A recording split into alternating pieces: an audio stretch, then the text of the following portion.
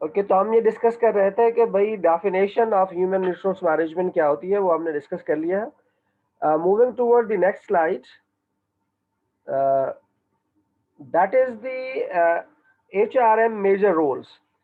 जो एचआर का फंक्शन होता है, यानी ह्यूमन रिसोर्स मैनेजमेंट होती है, उसका मेजर रोल क्या होता है, वो क्या काम करती है, क्या चीज़ परफॉर्म करती है, ये जो है इस स्लाइड के अंदर हम देखेंगे। तो एचआर के तीन मेजर रोल्स होते हैं भाई।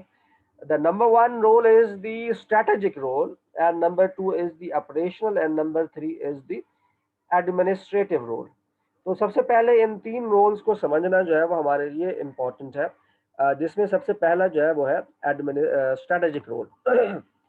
स्ट्रेटेजिक रोल का मतलब है how human resource department contribute to the strategic level of the organisation. अब स्ट्रेटेजिक लेवल क्या होता है ऑर्गेनाइजेशन का? स्ट्रेटेजिक लेवल ऑर्गेनाइजेशन का होता है कॉर्पोरेट लेवल। कॉर्पोरेट लेवल मतलब टॉप मैनेजमेंट। टॉप मैनेजमेंट मतलब strategic goals of the organisation, यानी ऑर्गेनाइजेशन की प्रॉफिटेबिलिटी में या उसकी ग्रोथ में ह्यूमन रिसोर्स मैनेजमेंट कैसे रोल प्ले कर सकता है। यानी टॉप मैनेजमेंट के जो डिसीजंस होते हैं उसके अंदर human resource management department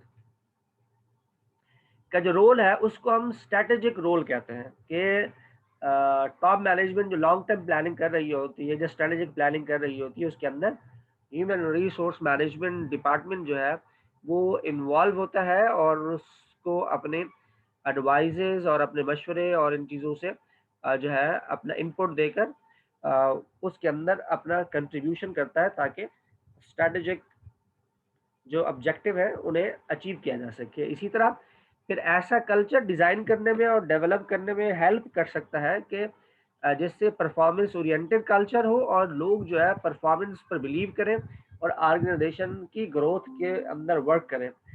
this is also related to strategic. Then we are moving toward the operational. Operational का मतलब है डेली एक्टिविटीज। डेली एक्टिविटीज में आपकी अटेंडेंस है, आपकी मॉनिटरिंग है, आपके जो है उसके अलावा डेली रूटीन के जो भी काम होते हैं वो सारे के सारे आपके ऑपरेशनल एक्टिविटीज में आते हैं। Then they have the administrative activity, जिसके अंदर जो है वो यूनियन की एडमिनिस्ट्रेशन है, जिसके अंदर जो है वो आपके पास पे रोल की एडमिनिस्ट्रेशन है, जिसके अंदर आपके पास तमाम जो फंक्शंस हैं हमारे हेल्थ एंड सेफ्टी और इन सारी चीज़ों की जो है वो एडमिनिस्ट्रेशन है। लीगल मैटर्स से रिलेवेंट अगर कोई चीज़ है तो उसकी एडमिनिस्ट्रेशन है। तो ये जो है वो सारी चीज़ें एडमिनिस्ट्रेशन का पार्ट है। तो आपके पास तीन रोल एचआर के मैंने बताए हैं। पहला रोल जो है वो स्ट्रेटेजिक है, ऑपरेशनल है और एडमिनिस्ट्रेटिव है। तो ये तीन रोल आमतौर पर ह्यूमन रिसोर्स डिपार्टमेंट जो है वो किसी भी ऑर्गेनाइजेशन में प्ले करता है। अब हम थोड़ा सा ग्राफिकली इसे देखते हैं कि ये किस तरह जो है जो ह्यूमन रिसोर्स है इस वक्त जो उसका लेवल है वो क्या है। यानी ह्यूमन रिसोर्स मैनेजमेंट, ये जो changing role of human resource management है ये क्या है। यानी इस वक्त करंट सूरत हाल क्या है और यानी पास्ट में क्या थी और फ्यूचर में किस सूरत हाल की तरफ जो है ये डिपार्टमेंट या इसकी वर्किंग किस तरह की होगी, इसके हवाले से जो है वो ये स्लाइड जो है वो डिस्कस कर रही है। तो इस स्लाइड के अंदर जो चीज़ें सामने आपको नज़र आ रही है कि जो प्रेजेंट स्टेज है, जहाँ पे प्रेजेंट लिखा हुआ है, ये प्रेजेंट स्टेज जो है ये बता रही है कि this is a stage of transformation, जहाँ पर पास्ट में जो स्ट्रैटेजिक फंक्शंस थे एचआर के, या जो स्ट्रैटेजिक लेवल पे कंट्रीब्यूशन था एचआर का, दैट वाज 20%। एंड ऑपरेशनल या एम्प्लॉय एडुकेसी का जो डे टू डे एक्टिविटीज होती हैं जो कि आप हेल्प आउट करते हैं टू द एम्प्लॉइज, अपने काम को मैनेज करते हैं, that's called the operational activity. तो ऑपरेशनल एक्टिविटी में ये 30% काम सर्व करते हैं। और बाकी जो है एडमिनिस्ट्रेटिव एक्टिविटी में, जिसमें लीगल एक्टिविटी है, यूनियंस को मैनेज करना है, रिक्रूटमेंट वगैरह करनी है, ये सारे काम जो है ये एडमिनिस्ट्रेटिव। तो 50% जो है वो आमतौर पर ये जो डिपार्टमेंट है वो यहाँ पर इन्वॉल्व होता है और इन कामों में मसरूफ होता है और ये काम कर रहा होता है। पास्ट की बात कर रहा हूँ। इस वक्त प्रेजेंट सिचुएशन ये है कि now we are on the transformational stage. Transform हो रहा है और फ्यूचर में हम कहाँ जा सकते हैं? आमतौर पर फ्यूचर में हम जा सकते हैं more toward the strategic role. जो ह्यूमन रिसोर्स डिपार्टमेंट है वो more toward the human resource जो है वो कंट्रीब्यूट करेगा to the strategic role. Strategic role का मतलब है कि टॉप मैनेजमेंट की एडवाइजरी, टॉप मैनेजमेंट को इनपुट देना और टॉप मैनेजमेंट के साथ अलाइन करना अपने आप को जो है, that will be the work of human resource department. Strategically ज़्यादा वो मूव करेगा चीज़ों में। फिर इस तरह ऑपरेशनल एक्टिविटी उसकी तकरीबन मोर और लेस सेम रहेगी। उसमें 30% जो है, जैसा कि पास्ट में था, ये फ्यूचर में भी इसी तरह ही चांसेस है कि ऐसे ही रहेगा। बट जो एडमिनिस्ट्रेटिव जो है वो 10% हो जाएगा। ये काम जो है वो बहुत कम हो जाएगा, जिसमें फाइल मेकिंग है या बाकी जो दूसरी चीज़ें हैं, लीगल अफेयर्स है या वो, तो इससे बहुत कम जो है वो काम हो जाएगा और ये हिस्सा जो है वो कन्वर्ट होकर स्ट्रेटेजिक की तरफ चला जाएगा। ये ऐसा जो है इस वक्त ह्यूमन रिसोर्स प्रोफेशनल ऐसा सोच रहे हैं, एकेडमिशियन ऐसा सोच रहे हैं। अब मैं आप लोगों का इनपुट चाहूँगा कि ये बताएं कि ये जो यहाँ पे बताया गया है कि पास्ट में ये था और इस वक्त प्रेजेंट जो है वो ट्रांसफॉर्मेशन का स्टेज है और फ्यूचर जो है वो मोर स्ट्रैटेजिक होगा। क्या आप लोग इस बात से एग्री करते हैं? और अगर एग्री करते हैं तो उसकी क्या रीज़न है? कौन वॉलंटियरली ज़रा बताना चाहे? वासिफ, आपसे ही शुरू करते हैं। वासिफ आप बताएं, वासिफ मेराज ज़रा बताएं, क्या जी आप सर। क्या समझते हैं? सर अगर प्रेजेंट की बात करें, जिस तरीके से आपने अभी डिस्कस करा एचआर ट्रांसफॉर्मेशन के अंदर, तो लेकिन अगर हम पास्ट रोज के अगर से गुजर रहे हैं, जिस तरीके से स्ट्रेटेजिक का ग्राफ 20% हमें इंडिकेट करने के बाद हमें 30% इंडियन एडमिनिस्ट्रेटिव के अगर पॉइंट ऑफ व्यू पर बात करें तो वो बिल्कुल ही ज्यादा रेशियो पर डिवाइड हो रहा है। लेकिन अगर इन फ्यूचर जो अगर हम लोगों के रोल्स और इस पर होगा, जो ज्यादा फोकस अगर हम करें ना अपनी कंपनीज को देने के बाद पर, तो सर वो स्ट्रेटेजिक को 60% पर अगर इवेलुएट करते हुए काम करते हैं तो फिर सर हमारी ये होगा कि प्रोग्रेस केस और जो एचआर के जो रोल्स हैं उसके अंदर ज्यादा इफेक्ट पड़ेगा। तो तो आप सर इस क्या तरीके इस बात से एग्री कर रहे हैं जो कि ये डायग्राम की है? सर अकॉर्डिंग टू कॉन्सेप्ट्स और वो, तो उसके हिसाब से तो सर एग्री कर रहा हूँ कि स्ट्रेटेजिक को ज्यादा होना चाहिए, रेशियो पर होना चाहिए बनस्बत एडमिनिस्ट्रेटिव के। ठीक है जी। दानियाल जावेद।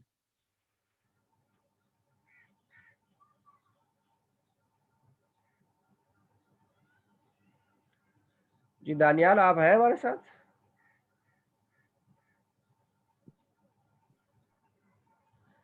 चले हसान से पूछते हैं। जी हसान, आपका क्या ख्याल है? आप मौजूद हैं?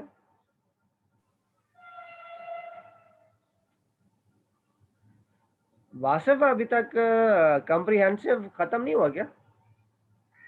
सर मैंने तो कर लिया था, हो गया। पेपर आसान था, इतना मुश्किल नहीं था। वैसे तो मेरा टाइमिंग क्या 4 थी? बजे हो गया। टाइमिंग क्या सर थी? वैसे टाइमिंग 2 से 4:30 बजे थी, लेकिन उसके बाद हुआ ये था कि उन्होंने ऐसे पोर्शन भी ऐड ऑन कर दिया, तो ऐसे पोर्शन को उन्होंने 3 घंटे टाइम दे दिया। तो उसके हवाले से मेरे ख्याल में लग रहा है कि लोगों को टाइम लग रहा है। तो मतलब 4:30 बजे के बाद वो ऐड किया है या टोटल नहीं सर, उससे टोटल पहले जो ही। है वो नहीं 3 घंटे सर। का टाइम है? जी सर, टोटल 3 घंटे का टाइम है। मतलब 2 से 5? बिल्कुल सर।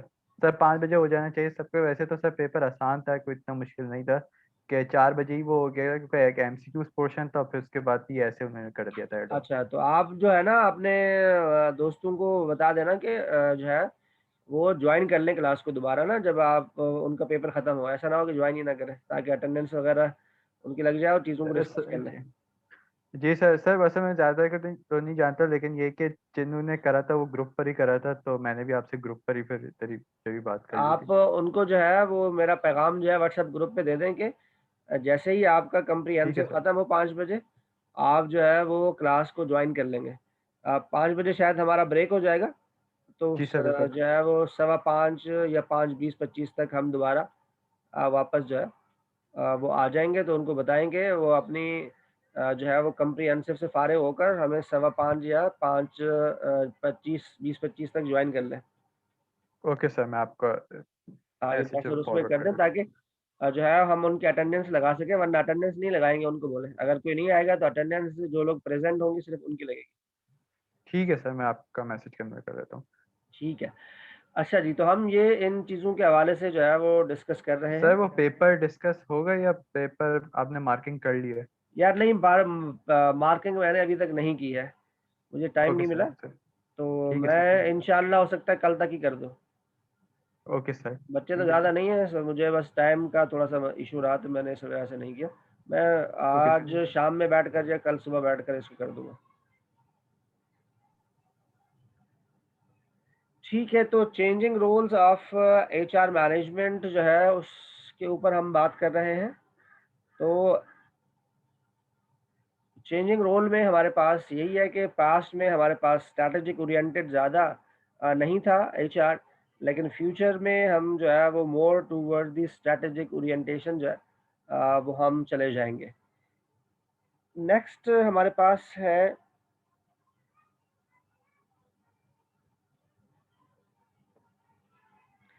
एचआर के डिफरेंट फंक्शंस हैं हमारे पास, जिसमें यहाँ पर अगर आप देखें तो ये ह्यूमन रिसोर्स मैनेजमेंट गोल्स के हवाले से आपको नज़र आ रहा है। तो इसमें आप ये जो हमारे पास डायग्राम बना हुआ है, इस डायग्राम के अगर बिल्कुल सबसे ऊपर वाले हिस्से में देखें तो ये कुछ एक्सटर्नल फैक्टर्स हैं जो कि ह्यूमन रिसोर्स मैनेजमेंट के फंक्शंस के ऊपर इफेक्ट करते हैं। जैसा कि इन एक्सटर्नल फैक्टर्स में ग्लोबलाइजेशन है, if there is any change in the global world, उसका इफेक्ट डेफिनेटली आजकल, क्योंकि हम ये कहते हैं कि जो दुनिया है वो एक ग्लोबल विलेज है। ग्लोबल विलेज का मतलब है कहीं एक जगह पर दुनिया में तब्दीली आती है तो उस वो तब्दीली तकरीबन बड़ी जल्दी पूरी दुनिया के अंदर फैल जाती है। तो इसलिए ग्लोबलाइजेशन एक ऐसा इफेक्ट है जो कि अगर दुनिया में कहीं चेंजेस आएगी तो उसका फौरन इफेक्ट जो है वो आपके जो वर्किंग स्टाइल्स हैं, जो ह्यूमन रिसोर्स मैनेजमेंट आप कर रहे हैं, उसकी फंक्शंस के ऊपर उसका इफेक्ट आएगा।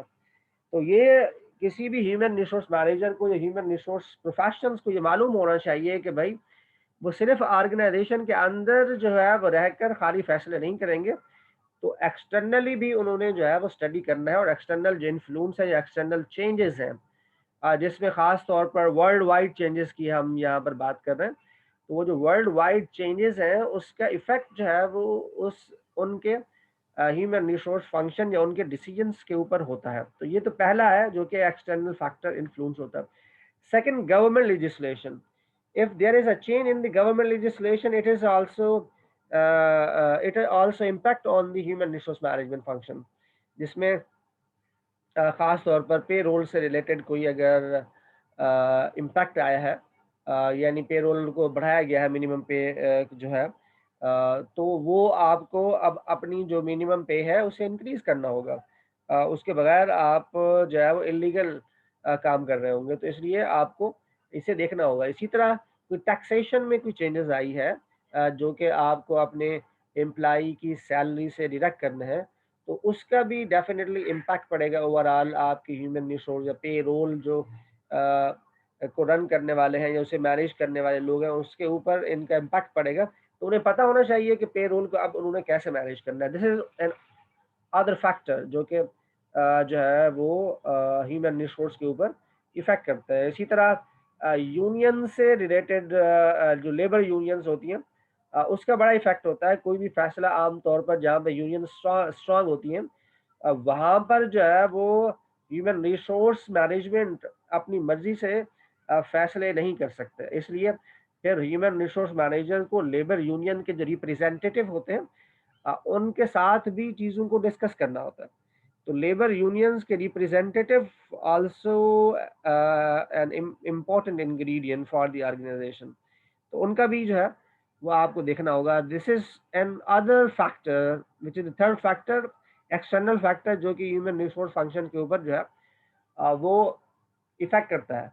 The fourth one is the management practices, यानी कॉर्पोरेट मैनेजमेंट, टॉप मैनेजमेंट अगर वो ह्यूमन रिसोर्स डिपार्टमेंट को सपोर्ट करती है तो ये बहुत अच्छा काम करेगा, या उसके कोई ऐसे फैसले हैं जो कि ह्यूमन रिसोर्स मैनेजमेंट के अगेंस्ट में है, या कोई ह्यूमन रिसोर्स मैनेजमेंट कोई फैसला करना चाह रहा है तो ऐसे फैसले के ऊपर जो है अगर कोई टॉप मैनेजमेंट का फैसला है तो उसे वो फैसला ह्यूमन रिसोर्स मैनेजमेंट के फैसले को चेंज कर सकता है। तो ये वो 4 फैक्टर्स हैं जो कि जब भी कोई ह्यूमन रिसोर्स मैनेजमेंट का डिसीजन लेना होता है या कोई वर्किंग करनी होती है, तो इन फैक्टर्स को जो एक्सटर्नल फैक्टर्स हैं, अभी तो ये 4 हैं, और भी एक्सटर्नल फैक्टर्स हो सकते हैं जो कि आपकी ह्यूमन रिसोर्स फंक्शंस के ऊपर जो है वो इम्पैक्ट करते हैं। इसलिए आपको इससे रिलेटेड जो है वर्किंग करनी चाहिए, ताकि आपका जो ह्यूमन रिसोर्स मैनेजमेंट की प्रैक्टिसेस हैं वो स्मूथली रन हो सके, उसके अंदर इम्प्रूवमेंट लाई जा सके, वहाँ पे क्रिएटिविटी और इनोवेशन को जो है वो बढ़ाया जा सके और उसे बेहतर किया जा सके।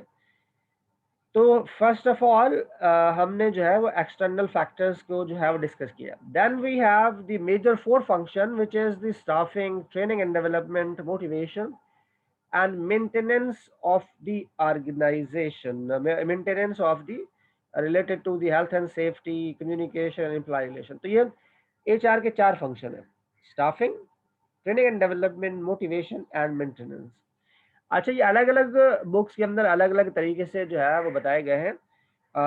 वैसे जनरली स्पीकिंग मेरे नज़दीक जो है वो HR के जो फंक्शंस हैं उनकी तादाद जो है वो तकरीबन 7 है। जिसमें मैं वन बाय वन करके अगर आपको बताऊं तो सबसे पहले जो फंक्शन है HR का वो है HR की प्लानिंग। तो number 1 function of the human resource management is HR planning. Number 2 जो फंक्शन है आपका वो है रिक्रूटमेंट एंड सिलेक्शन। अगर हम ये देखें तो ये दोनों फंक्शन जो है वो आपके स्टाफिंग का पार्ट है। इसके अंदर अगर देखें इस डायग्राम के अंदर, तो जो मैंने HR प्लानिंग की बात की है, यहाँ पर इसका नाम स्ट्रेटेजिक ह्यूमन रिसोर्स प्लानिंग इन्होंने कहा है, और रिक्रूटमेंट एंड सिलेक्शन का। तो हमारे पास जो ह्यूमन रिसोर्स मैनेजमेंट के फंक्शन है उसमें ह्यूमन रिसोर्स की प्लानिंग है, फिर रिक्रूटमेंट और सिलेक्शन है, ये दूसरा फंक्शन है। अब हमें ह्यूमन रिसोर्स प्लानिंग क्या होती है? ह्यूमन रिसोर्स प्लानिंग जो है दैट इज अ प्रोसेस जिसके थ्रू हम जो है फॉरकास्ट करते हैं कि फ्यूचर में हमें कितने लोग चाहिए होंगे, किस टाइम पर चाहिए होंगे, कौन रिटायर होने वाला है, कितने लोग हम नए हायर करेंगे, कितनी कौन कौन से लोगों को ट्रेनिंग एंड डेवलपमेंट के ऊपर काम करेंगे, कौन से लोग प्रमोट होंगे। ये सारी डिस्कशन जो है वो पहले से ही आप इन चीज़ों के हवाले से आप प्लानिंग करते हैं। तो that's called the human resource planning, जिसके अंदर मैं दोबारा बता रहा हूँ कि ये एक ऐसा प्रोसेस है जिसके थ्रू आप फॉरकास्टिंग करते हैं कि आपको अगले साल में टोटल कितने एम्प्लाई रखने होंगे, कितने लोगों को ट्रेनिंग पर भेजना होगा, कितना कंपनसेशन जो है वो इंक्रीज करना होगा, या कंपनसेशन में क्या-क्या चेंजेस लेकर आनी होंगी। लेबर यूनियन या एम्प्लॉय हेल्थ और सेफ्टी के हवाले से हमने क्या चेंजेस लेकर आनी है, और जो हमारे करंट एम्प्लॉइज हैं उनके में क्या प्रॉब्लम है और उन प्रॉब्लम को कैसे हल करेंगे। इसके अलावा भी और बहुत सारी चीज़ें हो सकती हैं जो कि ये सारी चीज़ें मिलकर ह्यूमन रिसोर्स प्लानिंग को डिक्लेयर करती हैं। Then we have recruitment and selection. एक लेमैन की लैंग्वेज में रिक्रूटमेंट और सिलेक्शन में कोई डिफरेंस नहीं है, लेकिन जब हम बात करते हैं एज HR प्रोफेशनल तो आपको रिक्रूटमेंट और सिलेक्शन के अंदर डिफरेंस मालूम होना चाहिए। तो रिक्रूटमेंट एंड सिलेक्शन जो है वो रिक्रूटमेंट का जो प्रोसेस है तो वो ये शुरू होता है कि recruitment is a process to identify, attract and create a pool of suitable candidates. तो ये जो है वो डेफिनेशन है रिक्रूटमेंट की। दोबारा मैं रिपीट कर रहा हूँ कि recruitment is a process to identify. Identify is very important कि आपको पता होना चाहिए कि जिन लोगों को आपने हायर करना है वो लोग हैं किधर, किस मार्केट में अवेलेबल है, ताकि उसी तरह आप उस सोर्स को इस्तेमाल करके आप उनको जो है वो अट्रैक्ट कर सकें। तो जब आप पहले जो है वो आप आइडेंटिफाई करते हैं, फिर आप उनको अट्रैक्ट करते हैं ताकि वो आपकी ऑर्गेनाइजेशन में अप्लाई करें। तो जब वो लोग अप्लाई करते हैं तो आप एक पूल क्रिएट कर देते हैं। वो पूल जो है आजकल तो क्योंकि टेक्नोलॉजी का दौर है, तो ज़्यादातर चीज़ें जो है वो सॉफ्टवेयर के थ्रू ही हो रही होती है, टेक्नोलॉजी के थ्रू ही हो रही होती है। तो लोग टेक्नोलॉजी के थ्रू जो है वो ऑनलाइन लोग अप्लाई करते हैं, वो डेटाबेस डिज़ाइन होना शुरू हो जाते हैं और वहीं से जो है वो चीज़ें आगे जो है डिप्लॉय हो रही होती है। तो रिक्रूटमेंट जो है वो इसका जो प्रोसेस है वो स्टार्ट होता है कि कैंडिडेट को आइडेंटिफाई करने से लेकर उन्हें अट्रैक्ट और करने तक, और इवन के वो जो पूल है सीवीज का जो आपने बनाया है वहां तक जो है, जब आपने सीवी का पूल क्रिएट कर दिया तो आपका रिक्रूटमेंट का प्रोसेस जो है वो एंड हो जाता है। Then we move toward the process of selection. जब आपके पास एक पूल इकट्ठा हो गया, जब सीवीज आ गए आपके पास, तो फिर आप सिलेक्शन की तरफ मूव करते हैं। अब सिलेक्शन में जो चीज़ें आ रही हैं वो ये है कि आप जो टेस्ट लेते हैं, जो सीवी शॉर्टलिस्ट करते हैं, जो इंटरव्यू होता है, जो जॉब ऑफर्स होती हैं और एक्सेप्टेंस होती हैं, और प्लेसमेंट और ओरिएंटेशन, ये सारी चीज़ें जो है वो आम तौर पर जो है वो सिलेक्शन का पार्ट है। अच्छा, ओरिएंटेशन, इम्प्लाई ओरिएंटेशन जो है वो कुछ बुक में सिलेक्शन का पार्ट है और कुछ बुक्स के अंदर जो है वो ट्रेनिंग एंड डेवलपमेंट का पार्ट है। यहाँ पे अगर आप देखें तो ये जो है ट्रेनिंग एंड डेवलपमेंट का पार्ट है ओरिएंटेशन। तो आपके पास आपने किसी को सेलेक्ट कर लिया, यानी आपने ऑफर कर दिया उसको, और उसने आपकी ऑर्गेनाइजेशन को ज्वाइन कर लिया, और तो ये जो है फिर आपने उसे प्लेस किया, किस जगह पर उसे प्लेस करना है। तो ये पूरा प्रोसेस जो है ये रिलेटेड है सिलेक्शन के। तो सिलेक्शन जो है वो is a process to choose the best suitable candidate from the available pool. Selection is a process to choose the best suitable candidate from the available pool. जो आपने pool create किया था recruitment process के through, उसके अंदर जो है आप उसमें से बेस्ट कैंडिडेट को आइडेंटिफाई करना जो है वो सिलेक्शन का प्रोसेस है। तो सिलेक्शन के प्रोसेस के थ्रू हम बेस्ट कैंडिडेट को आइडेंटिफाई करते हैं। Then we have the training and development. तो मैं दोबारा रिपीट कर रहा हूँ, पहला फंक्शन जो हमारा है वो है एचआर प्लानिंग, नंबर 2 जो है वो रिक्रूटमेंट एंड सिलेक्शन, और नंबर 3 जो फंक्शन है वो हमारे पास है ट्रेनिंग एंड डेवलपमेंट। तो यहाँ पर ट्रेनिंग एंड डेवलपमेंट को 4 हिस्सों में डिवाइड किया गया, जिसमें ओरिएंटेशन है, एम्प्लॉय ट्रेनिंग है, एम्प्लॉय डेवलपमेंट है, करियर डेवलपमेंट है। तो सबसे पहले हम ओरिएंटेशन का जिक्र कर लेते हैं। ओरिएंटेशन बेसिकली जब आप नया कोई एम्प्लॉई आपकी ऑर्गेनाइजेशन को ज्वाइन करता है, तो ऑर्गेनाइजेशन उसके जो ह्यूमन रिसोर्स के लोग होते हैं वो उसकी ओरिएंटेशन कराते हैं। अब ओरिएंटेशन में क्या चीज़ें कवर होती हैं? ओरिएंटेशन में सबसे पहले तो उसे ऑर्गेनाइजेशन का हिस्टोरिकल बैकग्राउंड बताते हैं कि ये कब ऑर्गेनाइजेशन बनी, इसने कैसे कैसे ग्रो किया, उनका कल्चर क्या है, उनकी पॉलिसीज़ क्या है, उनके रूल्स क्या है, वो किसको रिपोर्ट करेगा, कौन उन्हें रिपोर्ट करेगा, कोऑर्डिनेटिव डिपार्टमेंट कौन-कौन से होंगे, उनकी फैसिलिटीज़ कहाँ-कहाँ हैं, उनके सुपरवाइज़र्स कौन होंगे, काम क्या होगा। ये सारी चीज़ें जो है वो ओरिएंटेशन का पार्ट है। ओरिएंटेशन के अंदर आप जो है ओरिएंटेशन में एचआर से रिलेवेंट जो डॉक्यूमेंटेशन है उसकी ओरिएंटेशन है, या उसके पॉलिसीज और प्रैक्टिसेस की ओरिएंटेशन है, टॉप मैनेजमेंट के डिसीजंस की ओरिएंटेशन है, कोऑर्डिनेशन की है, फिर डिपार्टमेंट की ओरिएंटेशन जो है, फिर फैसिलिटी की ओरिएंटेशन है। तो ये पूरी ओरिएंटेशन जो है चीज़ें ओरिएंटेशन का पार्ट है। Then we have employee training, और फिर उसके साथ डेवलपमेंट भी है। तो ट्रेनिंग एंड डेवलपमेंट में डिफरेंशिएशन जो है वो आपको पता होनी चाहिए एज ए एचआर के स्टूडेंट। आपको ये मालूम होना चाहिए या मैनेजमेंट के स्टूडेंट के ट्रेनिंग में और डेवलपमेंट में कोई डिफरेंस है या नहीं है। वैसे आप लोगों के नज़दीक क्या इन दोनों में कोई फ़र्क है क्या? कोई बताएगा कि ट्रेनिंग एंड डेवलपमेंट में कोई डिफरेंस है या दोनों एक ही चीज़ है? सिकंदर खान ज़रा बताएं, ट्रेनिंग एंड डेवलपमेंट में क्या डिफरेंस है?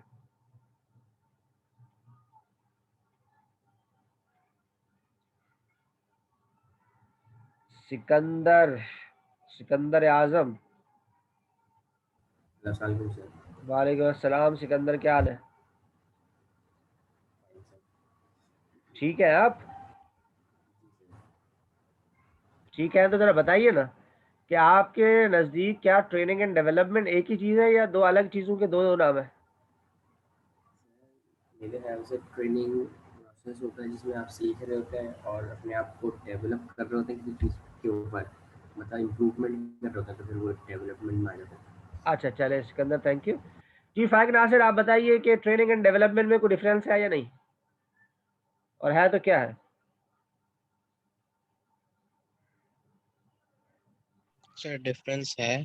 ट्रेनिंग तो मेन बेसिक ट्रेनिंग होती है, डेवलपमेंट में ये होगा पूरे तरीके से तैयार करेंगे आपको क्या काम करना है, क्या क्या किस तरह आपको डील करना है सिचुएशन। मेरे ओके ख्याल से ठीक है ठीक है।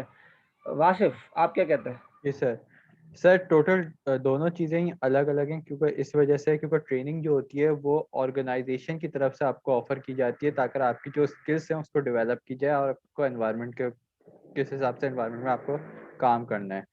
और जो डेवलपमेंट की अगर बात करें तो डेवलपमेंट में सिर्फ और सिर्फ जो आपकी जो पुरानी स्किल्स होती है ना, बेसिकली उनके ऊपर आपको रहते हुए पॉलिशिंग की जाती है, यानी उस पर फोकस किया जाता है ताकि आपकी जो न्यू स्किल जो आपको प्रोवाइड कर रहे हैं कि आपको उसके ऊपर उस पर फोकस हासिल है या नहीं है, उसकी बेसिस पर आपको पुरानी स्किल्स पर मैपिंग होती है। ओके ठीक है, थैंक यू। अच्छा जी, तो मैं थोड़ा सा आज आपको बेसिक डिफरेंस बताना चाहता हूँ ताकि आपको पता होना चाहिए, क्योंकि अब आपने मैनेजमेंट का कोर्स पढ़ा है तो आपको इसके दरमियान में बेसिक डिफरेंस मालूम होना चाहिए। तो ट्रेनिंग जो होती है आम तौर पर ऑर्गेनाइजेशन जो है वो किसी भी एम्प्लाई को तब कराती हैं जब उसका जो करंट फंक्शंस होते हैं या करंट टास्क होते हैं वो उसे कंप्लीट नहीं कर पा रहा होता है या उसकी कैपेबिलिटी नहीं होती इसे कंप्लीट करने में। फॉर एग्जांपल, आपने किसी को कंप्यूटर ऑपरेटर रखा है लेकिन उसे कंप्यूटर में वर्ड तो अच्छा आता है लेकिन एक्सेल नहीं आता, तो अब आपकी कंपनी की मजबूरी है कि उसे एक्सेल सिखा दें। That's called the training.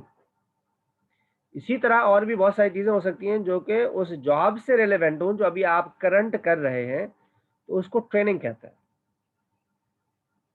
अगर आपकी कंपनी कोई करियर डेवलपमेंट प्लान बनाती है, फर्ज करो कि आपकी कंपनी ये कहती है कि 3 साल बाद ये एचआर ऑफिसर आया था तो इसको हम असिस्टेंट मैनेजर एचआर बना देंगे आफ्टर 3 इयर्स, तो ऑर्गेनाइजेशन क्या करेगी कि आपको उस 3 साल के बाद के लिए जब आपने असिस्टेंट मैनेजर बनना है, आपको क्या कैपेबिलिटीज रिक्वायर्ड होंगे 3 साल बाद, अगर उन कैपेबिलिटी की के ऊपर काम करती है या उनके ऊपर आपकी लर्निंग कराती है या उसके ऊपर आपको सिखाती है, तो वो डेवलपमेंट होती है। आसान अल्फाज के अंदर जो ट्रेनिंग है वो करंट जॉब के लिए होती है और जो डेवलपमेंट होती है वो आमतौर पर फ्यूचर जॉब्स के लिए होती है। तो training is for the current job and development is for the future job. तो ये इसका जो है वो एक स्मॉल सा डिफरेंस है जो कि ट्रेनिंग एंड डेवलपमेंट के अंदर है। कोई इस पर सवाल हो, अगर समझ ना आया हो तो मैं रिपीट कर दूं दोबारा। सर एक दफा दूसरी वाला पार्ट रिपीट कर दें। क्या, कौन सा वाला? डेवलपमेंट वाला? जी सर, डेवलपमेंट वाला। बेटा डेवलपमेंट जो होती है वो फ्यूचर में जब ऑर्गेनाइजेशन अपने करियर डेवलपमेंट प्लान बनाती है किसी भी एम्प्लॉइज के लिए, जैसा कि आप चाहते हैं यार मैं 10 साल बाद जो है सीईओ बन जाऊं किसी भी सॉफ्टवेयर हाउस का। अब आपको साफ ज़ाहिर है सीईओ बनने के लिए तो बहुत सारे काम ट्रेनिंग की ज़रूरत होगी, आपको स्किल्स, आपको एक्सपीरियंस, ये सारी चीज़ें आपको करनी होंगी ना। तो अगर ये सारी चीज़ें आपने करनी है तो उसके लिए अगर ऑर्गेनाइजेशन आपके ऊपर कोई पैसा लगाती है कि यार इसको सीईओ बनाना है इस कंपनी का, तो क्या करेंगे उसके ऊपर जो आपकी डेवलपमेंट होगी या ट्रेनिंग होगी, वो डेवलपमेंट या ट्रेनिंग जो है वो आपके एम्प्लॉय डेवलपमेंट का पार्ट होगी कि उसको फ्यूचर के लिए तैयार किया जा रहा है, उसको सक्सेसर बनाया जा रहा है किसी भी पोजीशन के लिए। फॉर एग्जांपल, आसिफ जरदारी जो है उसने अपने बेटे को तैयार किया, तो अपने बेटे को तैयार किया ताकि ये उसकी बजाय वो पोजीशन संभाले।